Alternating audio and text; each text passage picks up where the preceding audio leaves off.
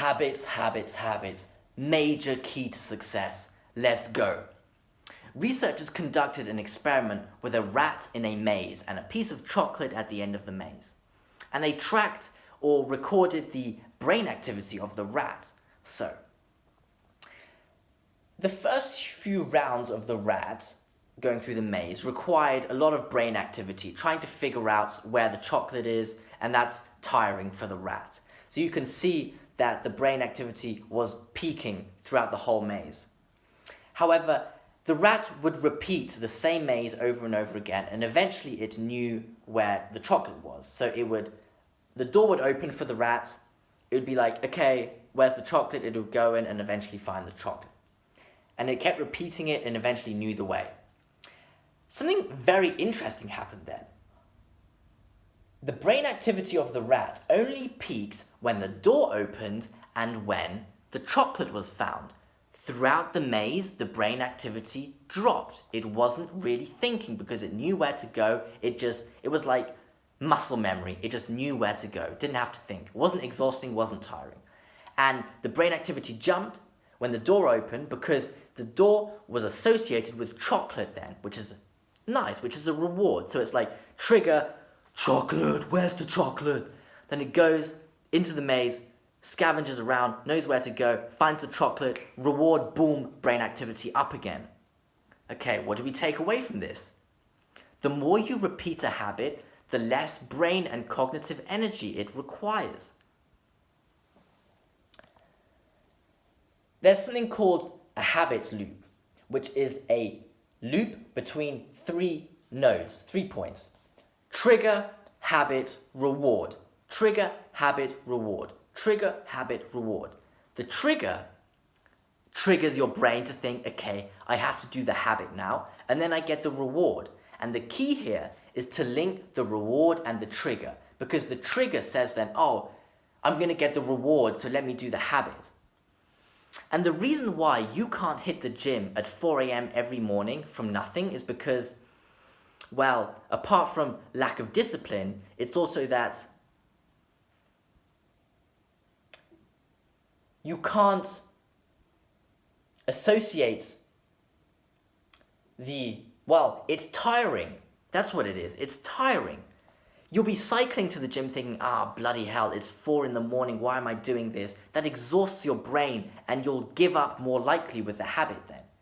Yet, if it's a smaller habit and you're able to repeat it over and over and over again, you tap into something very powerful. Your brain activity drops. You no longer think then. Eventually, you'll be doing push-ups every morning, but whilst you're doing the push-ups, you won't be thinking, oh, bloody hell, this is so exhausting. You'll just do it. And you'll get the reward then, the endorphins released. Or if you go for a run, a good trigger is you put your shoes next to your bed, so when you wake up, you think, going for a run, put your shoes on, go out and run. That's so powerful, so powerful. So you want to connect the trigger with the chocolate, so you know then when you see the trigger that you get the reward, and that will be implemented over and over again, and the habit loop will become stronger and stronger, and you won't have to think anymore, and it won't exhaust you, and that's how you sustain a habit in the long term. So I want you to, as an exercise, think of 3 habits that can contribute to your 3 life goals, one of each 3 life goals that we figured out in the beginning of the workshop. So for example, if you want to be healthy, you say, I want to go for a run every second day. The trigger could be running shoes next to your bed, then the habit is running, and the reward is that you have breakfast afterwards, and you connect those 3 things then. So it should be a trigger, habit, reward. Trigger, habit, reward. And the reward needs to be something that you enjoy, or else the habit loop won't be encouraged, won't be strong enough, because you won't be enticed enough by the reward in the end. So think of 3 habits to implement with a trigger, habit, and then a reward. And do that for each of your 3 goals. 1 habit per goal. Take 10 minutes to do that roughly. You can pause the video now. For example, as some inspiration for myself, one of my goals is to live healthy. So the trigger is, what do I have? I finish a study session in the morning and then I work out.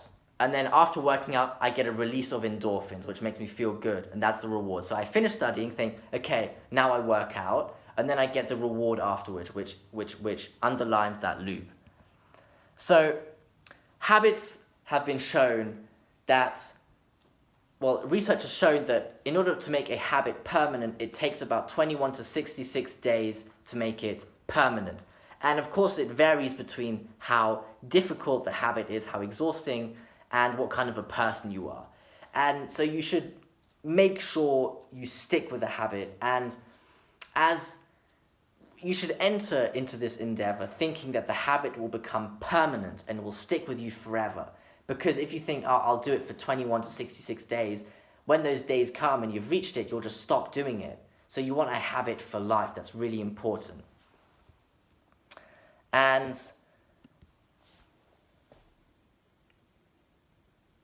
it's not easy. Habits are difficult. It's not a shortcut to success. If it was easy, everyone would do it, and not everybody does them. So it'll be a tricky, difficult endeavor, but it's worth doing because that is what your life is made up. Your life is made up of the small activities which you do every single day. It's not of going to Bali once in your life. That's not your life. Your life is the day-to-day activities.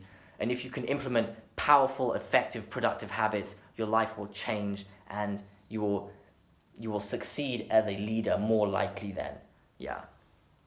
So that was the workshop on self-management. I hope you enjoyed it. Try and implement and follow your 3 goals. Hang them up in your room so you're reminded of them. Implement those habits.